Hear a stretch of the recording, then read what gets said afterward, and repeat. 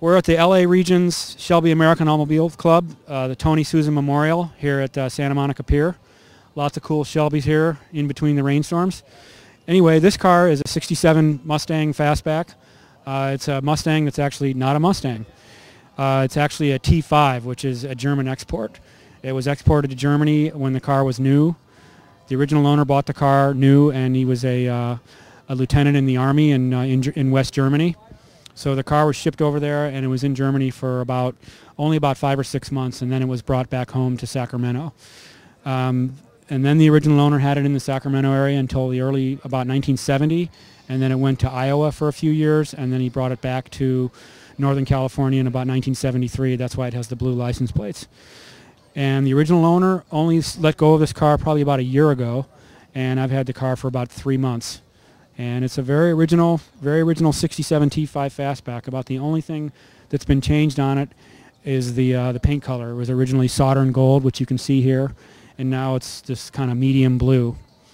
And I think that's about it. There's really not much more to say other than it's just a nice, straight, original, old Fastback T5. This is the original body buck tag. Mustangs that were built in Metuchen, New Jersey, where these tags were added, and as you can see here, it says West Germany, which documents that this car was in fact shipped overseas when it was new. Other than that, it's a very basic Mustang Fastback. It's just a 289 two-barrel, original 4-speed, AM radio, and a fold-down rear seat. Other than that, there's no other options really to speak of. The only thing I've done to it is I've put a 5-speed overdrive transmission in it, actually a T5, 5-speed out of a late model Mustang, and added the Vintage Wheelworks 16-inch vintage 40 wheels.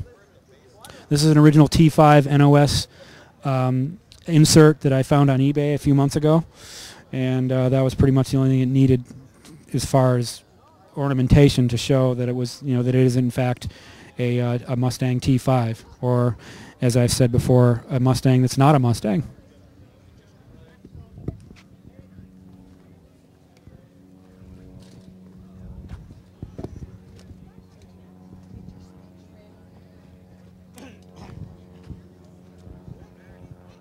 Hi, my name is John. You're looking at a 65 427 body with a Ford crate engine, a 289 302 in it.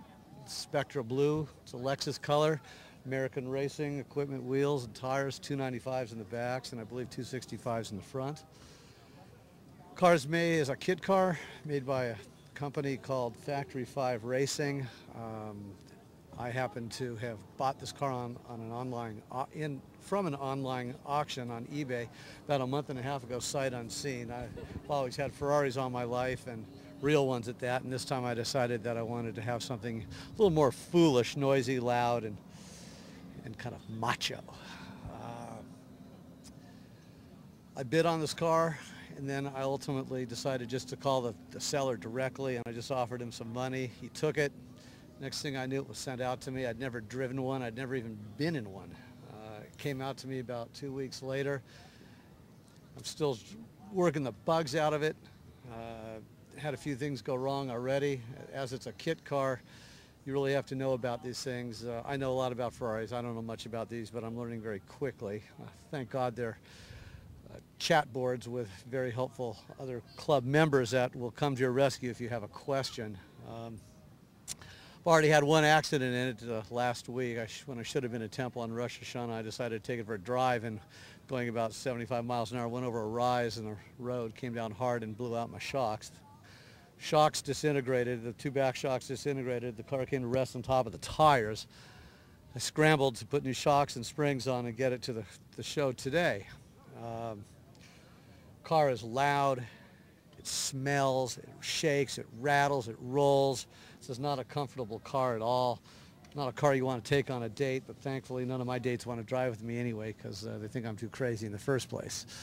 What else can I tell you? I get about 8 to 9 miles a gallon in the city, about maybe 14, 15 on the highway.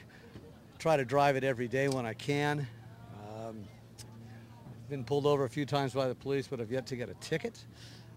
And I love the car. It's not too expensive to insure. The best part about it is if it breaks down, I can fix it at a gas station. Would you like me to turn it on? All right, we'll turn it on.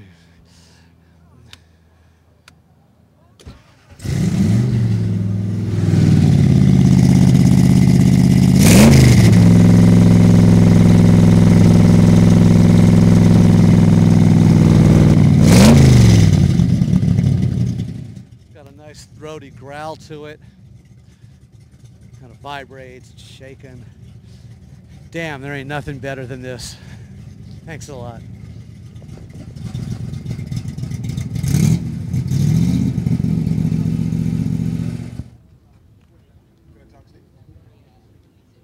you want to, you'll be on.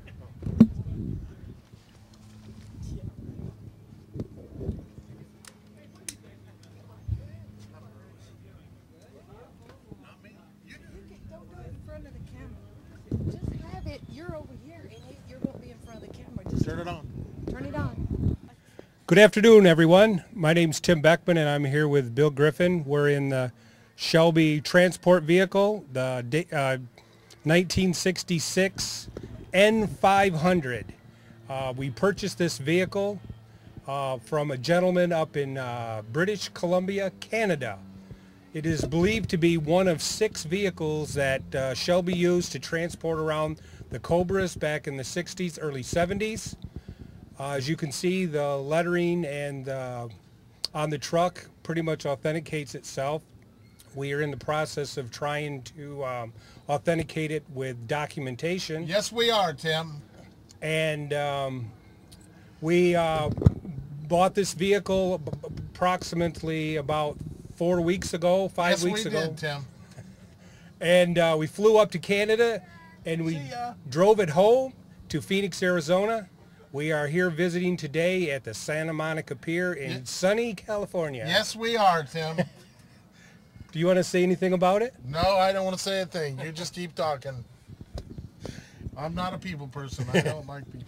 Anyways, so we're trying to authenticate this. We're going to possibly sell it at a car auction and take some of the proceeds to benefit the Carol Shelby's Children's Foundation. Through Jenny Shreves, Tim. Through Jenny Shreves. Real nice lady. Real nice. Really nice lady. So if anybody out there knows of any information on this particular truck, please let us know. Great talking to you all. Have a great day here in sunny California. Goodbye, Tim. Goodbye, Bill. And we're out. The patina, Steve. The patina. The patina is the rust, the faded paint, the unique dents that are in this truck. What dents were those, Bill? Those dents could have been from Carol Shelby himself, Steve. No, they could have been from Carol. We're looking into the history on this truck now. Would that be a Shelby dent? It could be a Shelby dent. It could have been in frustration from possibly a race that was lost or a car that was destroyed or an ex-wife. Who knows? Who knows, Steve?